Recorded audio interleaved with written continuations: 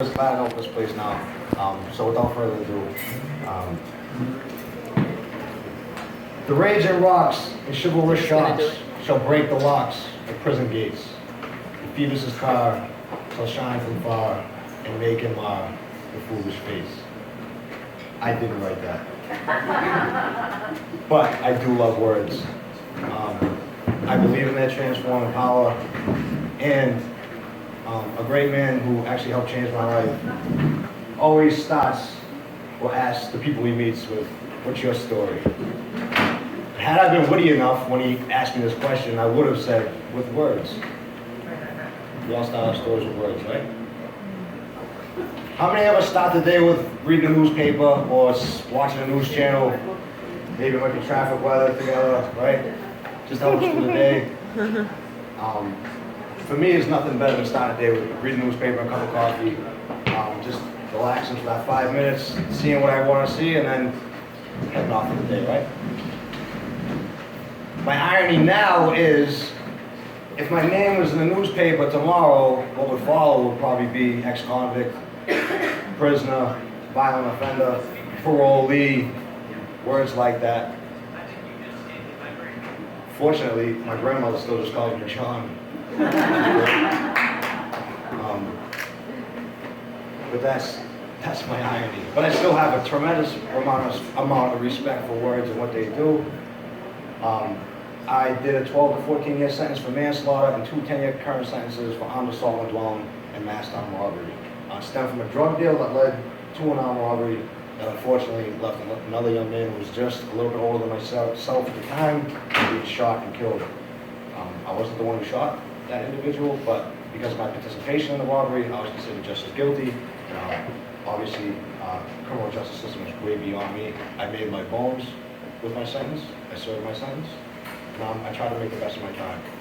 Fortunately for me, I met some remarkable people that really helped me transform my life, gave me the tools and instruments to really change my way of thinking. And part of the big problem as a 19-year-old kid entering the system I found was the fact that I couldn't tell my story. I couldn't find the right words to communicate what I was doing or what I was trying to get, or where I was trying to go. Not just with my peers, but also with the staff, the guards, and the administrators. I found it hard to find those choice words. And things can get pretty tense in prison. I'm sure you guys have probably seen some movies here and there, but you can't really describe it in words. I recall one incident I had. I was actually a unit runner, and a unit worker is somebody on the unit who pretty much keeps the place good.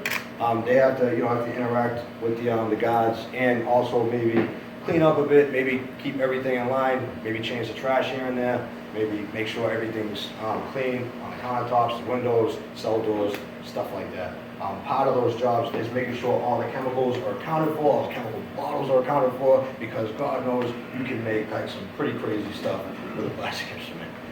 So it's part of our job, or part of my job at the time, to make sure all the chemicals are in line. Sometimes I had to fill those bottles, and sometimes I had to interact with the guards to get those chemicals filled.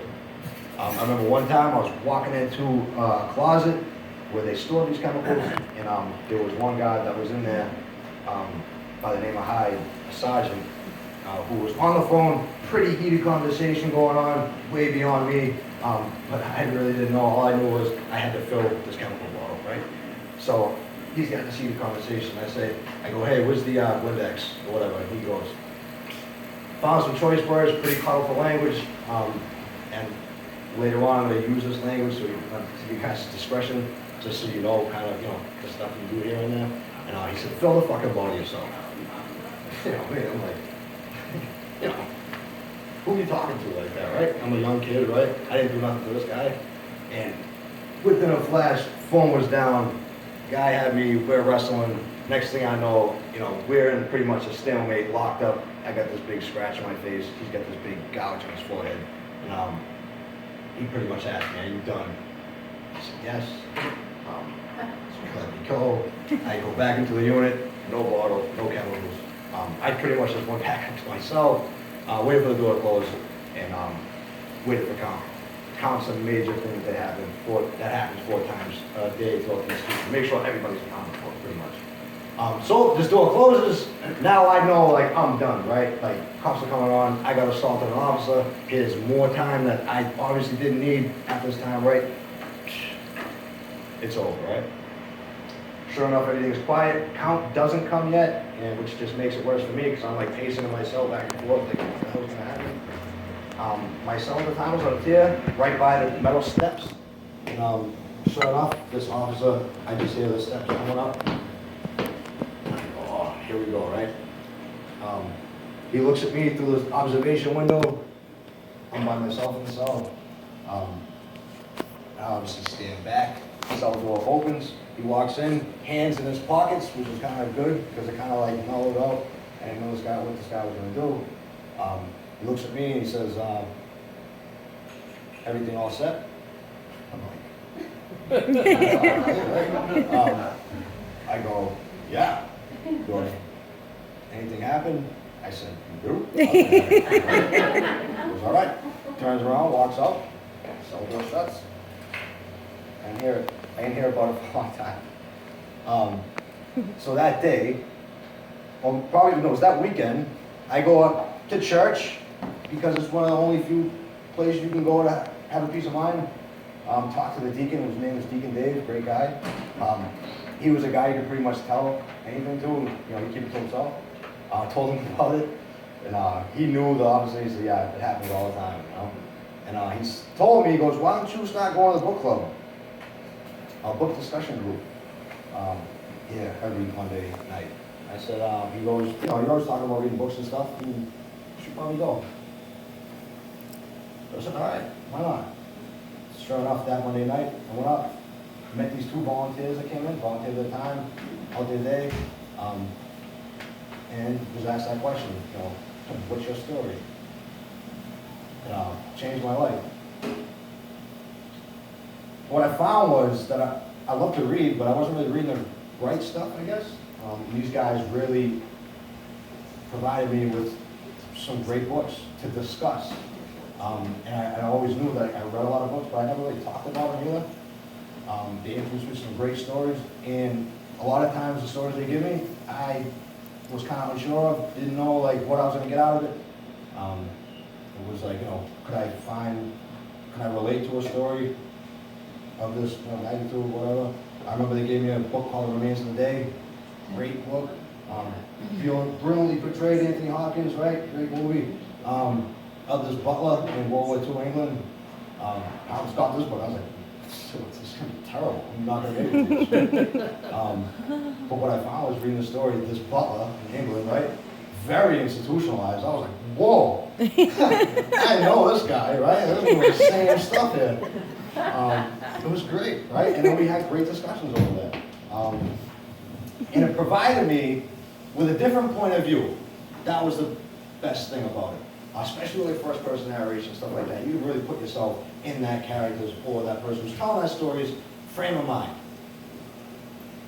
Eye-opening. Now I had the better ability to put myself in those guys' shoes, maybe my kids' shoes, to really take a second and think about where are they coming from too, right? Game changer. And I found that I could use those stories or whatever as like kind of metaphors, maybe icebreakers, to break confrontations within the system. Oddly enough, about a year later, I was on the other side of the prison. I was getting property. When you order property inside prison, it's not like you go to a store and buy clothes. You put in an order form, you've got to have money in your account. If you don't, you are asked out for the next 3 months. So it gets delivered to you, depending on where you are. Sometimes you have to go to the property department. Hold on the story. Anyway, property officer comes up to give me my property. Who is it but the sergeant that I was like rolling around with a year before? Gives me a couple of books that I had, whatever. He says, hey, you need a job? I said, yeah, I always need a job. Yeah, that's great, right? What do you want? He goes, I just got the property gig. I'm downstairs. I need some help. This is the guy I was rolling around with, like, the year before. We'll just show you kind of what prison is like, really. The reason why I gave his job is because he trusted me, right? He knew what I saw anything, that was it. Well, yeah, good. We get down there. Funny story after that, my second day there was this guy by the name of Peter, prisoner, who's getting wheeled out. Peter, 40 years ago, killed a cop, so cops feel some sort of way towards him. He feels some sort of way towards them too. So a lot of times too, you hear Peter before he comes, but he's still just a big old guy in a wheelchair, getting wheeled around. So you hear him before he's coming, fuck this, fuck that, fuck you, all the way down the hallways, you hear him coming, right? He gets wheeled out, old guy. There's another officer who has a history with Peter and another woman who's actually training a cadet and getting pretty frustrated with this cadet.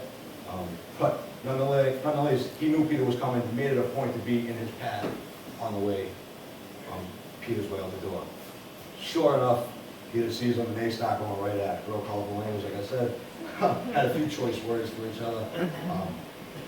So, onomatopoeic is a word I learned through the book discussion group. Sometimes they talk about literary terms, stuff like that. It's a word that really punctuates a sound. Punch is onomatopoeic term, pretty much, right? So, these two guys having heated conversation. Finally, it seemed like they ran out of gas, didn't really know what to say, it fell silent for a second. Peter looks up at the officer and says, "Go fuck your face." And it was one of those things that were like, everything, if it wasn't silent before, it was silent after that. And, but sure enough, the cop looked down and there was a smirk on his face after that.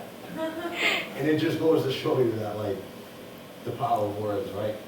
Regardless of how much history you might have with somebody, how much hatred you might have with somebody, there's always something, whether it be an insult, a look, or whatever, that you can find common ground with people, right? I saw that. Second day in his job, right? The third day I was down there, and obviously the cop, Lynn, was training the cadet. These aren't real names, by the way. He's training the cadet still. He's getting heated with him again. Finally, Flynn looks at the kid and says, "Go fuck your face." And they kind of just like, no, they knew him. They just kind of laughed, right? After that, after the book discussion, I really got involved with the volunteer-based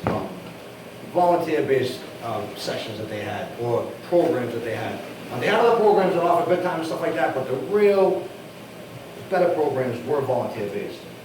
The reason why is because volunteers that come in, volunteer their time, take time out of their day to come in and share time with guys that might have no family on the street, no income coming in, no property, even within the prison, nobody to talk to, no friends, no peers, no nothing.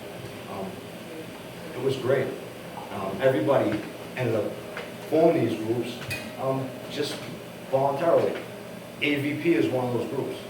AVP does have those transformative powers.